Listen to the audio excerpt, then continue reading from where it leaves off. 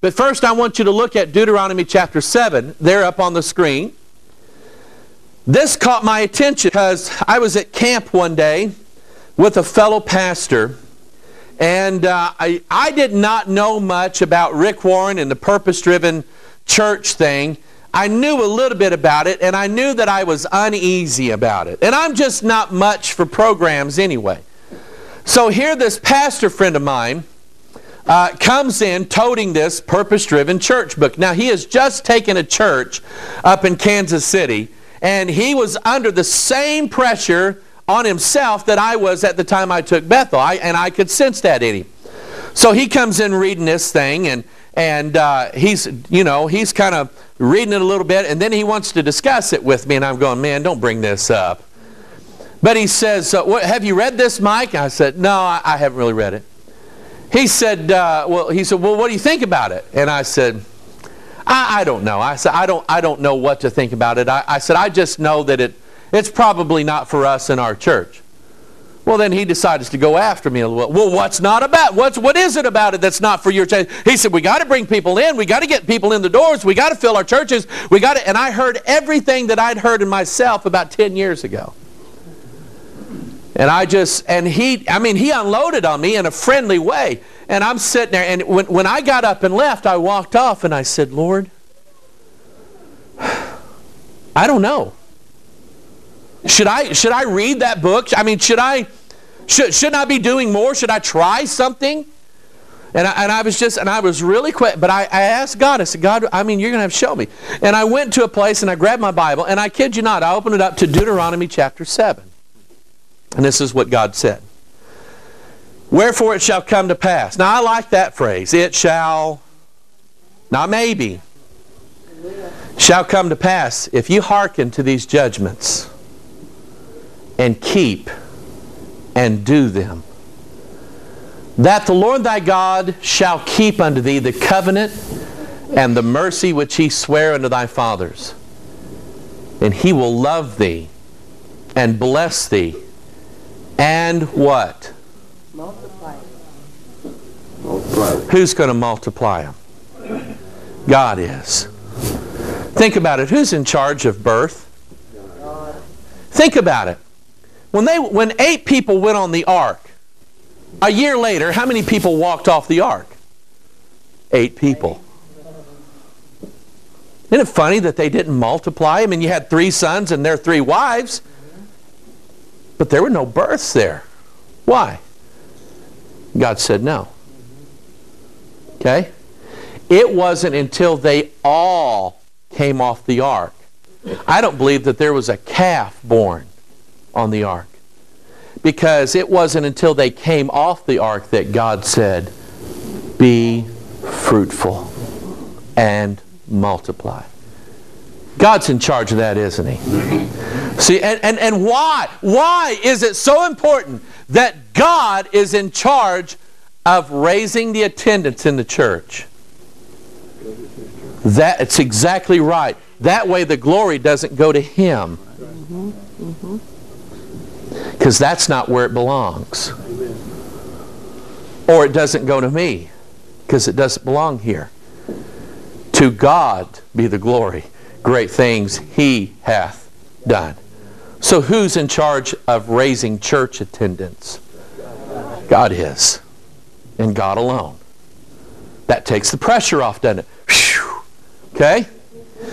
But now these guys think that it's their job. And they think that because Rick Warren told them so. Rick Warren said, it's your job, Pastor, to bring these guys in.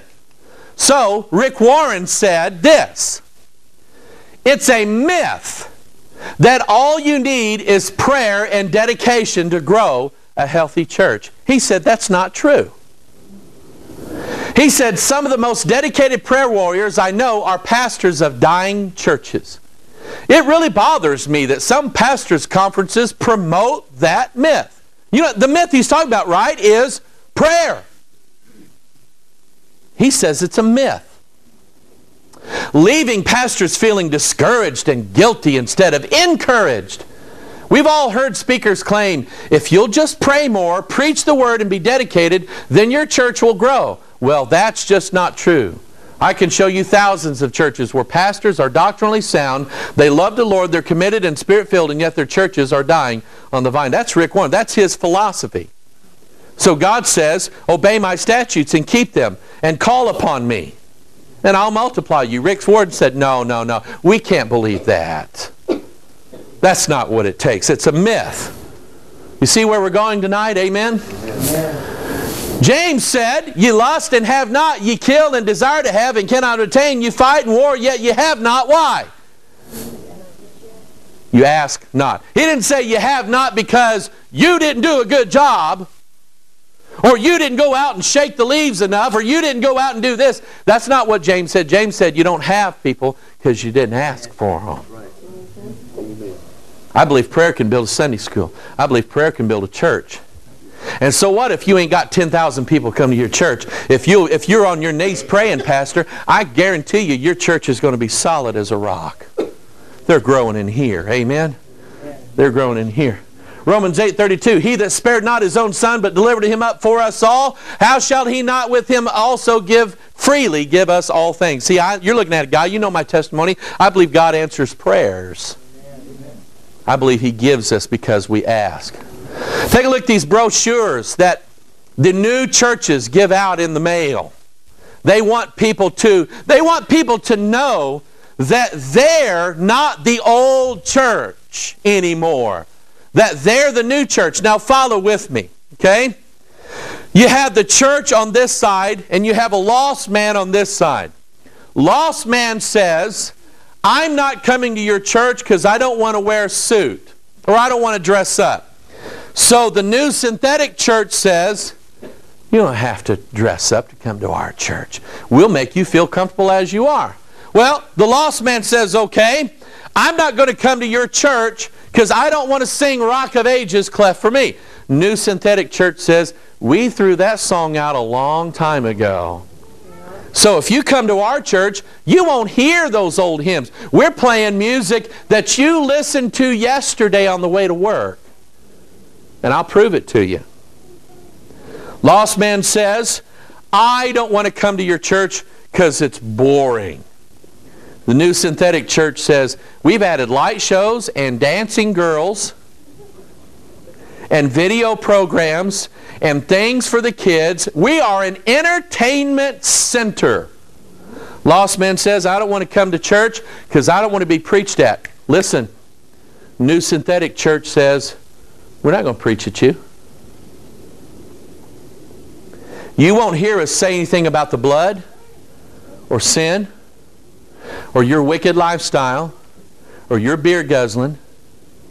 We won't say anything about it. In fact, you'd be surprised at what we're willing to talk about to get you into our new church. And I'm telling you the truth, and I'm going to show you the evidence. So they market against churches like this. Because now we're in competition, aren't we? Because, you know what? This church over here wants to grow. Well, they may not be able to get 150 lost people in, but I bet they can get 200 church people that want to change churches. And there's just enough people in churches right now who are still preaching the truth that want out of there, that want the new stuff. And these new churches are more than glad to oblige them. So they market against the traditional church, church casual, God rocks. See the old man, even the old man's up there having fun, isn't he? Because he's listening to rock and roll. I could just see some of you guys doing that. Life's too short for long-faced religion. Come to our church. We make it better. It's too boring. I don't have time. This lady here, I'm going to show you what's printed on the card. She said, when I walked out of my parents' church, I never thought I'd walk back in. For me, church was all about rules, uncomfortable clothes, and trying to stay awake. Let me ask you a question. Those of you who go to church here, is that what this church is all about?